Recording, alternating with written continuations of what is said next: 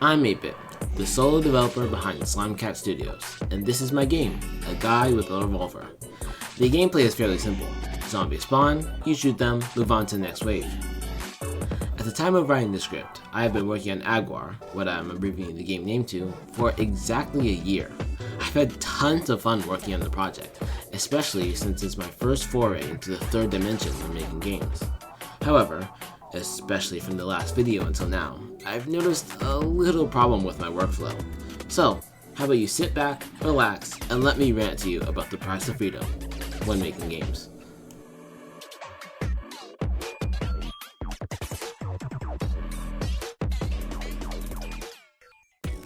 As I said in the intro, I'm a solo developer. Every new idea added to the game is implemented by me. That also means I have complete creative freedom over what happens to the game. If I, for some reason, decide to make Aguar a dating sim, the only thing really stopping me is myself. Which means, when development on Aguar takes forever, it's all on me. The problem with it all being on me, though, is that I am a very much mood-based person, at least when it comes to developing stuff. For example, let me tell you how the past few months of development have gone. After I finished the first video on the game, I decided that the only thing I needed to do to make this video was to finish the punch ability. First problem with this is that the punch ability can't even be used yet, since I plan on it being introduced in the third level, which I haven't even drafted up yet. Second problem, I really felt like animating. So I did. I animated some new hit and death animations for zombies, which make the game feel so much more responsive. I fixed a small animation bug with the jump animation. I completely reanimated the punch animation. I even tried, to no avail, to have the hands move with the camera so it's not so clunky. After like a month or two of this, I finally got out of my animation mood, and I finally locked in to make the punch ability. And I finished it in like 2 days. So now I can finally work on my video. But as I said, the punch ability can't actually be used in the game yet. It's coded as a third level ability, and the only level actually in the game right now is the first one.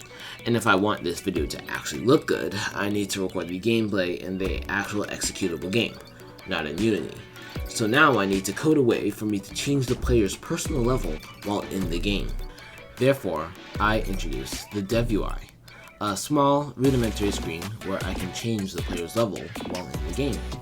But since I want to be cool and all, and make something cool for the Instagram, link in the description, I wanted to give it more features. Specifically, a way to get rid of the enemy spawning, and a free cam so I can record non-first person shots. Problem is, at the time that this is being recorded, the free cam still doesn't work. It won't let you move 5 meters away from its origin point, no matter how much code I change. And I've already spent weeks on this issue. Are you starting to see my problem? Aguar is, at its core, just a simple zombie shooter. But it's also my first heavily developed game. So to prove that I'm good, or at least getting better at game development, I keep focusing on tangents instead of the core gameplay. I think reanimating the zombies was a good idea, but did it need to be done now? I dedicated this video to the punch ability, but the second level is still just a bunch of gray cubes that vaguely represents a store. I'm making a free cam for cool shots, but I haven't even made a settings screen yet. That is the price of freedom. Since I have the freedom to work on anything, I've ended up accomplishing nothing. So what do I do next? Simple. I use this channel to do what it was made for, to keep me on track. I, 8-Bit Archer, solemnly swear to have the second level in a mostly developed state, other than maybe the fine details of the enemies there, by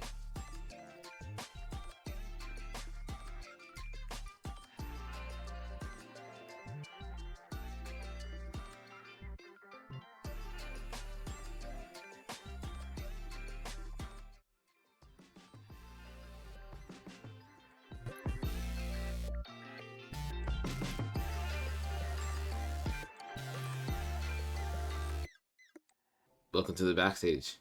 So let me give some context as to why I removed that clip. So for context, this video was scripted and the vocals were recorded in July. This specific part was recorded in October, but ignore that. What I was about to say was, I, 8-Bit Archer, solemnly swear to have the second level in a mostly developed state, other than maybe the fine details of the enemies there, by September 20th. I can't promise I'll have the video out by then, since as you may be able to tell by, the upload date, this video is a little bit past due. There's a reason for it, other than just procrastination. So at the time of initially recording this video, I was out of school. I didn't have a job, which both of those are now false. I so what will I do now? Because every time I'm not at work, I'm working on schoolwork. Or I should be. I should be working on schoolwork right now instead of recording this. But what should I do now with the game? I'm gonna keep working on it. Obviously, I think the best course of action probably. I don't think I can set a deadline for myself anymore because my weeks get very busy between just doing two things.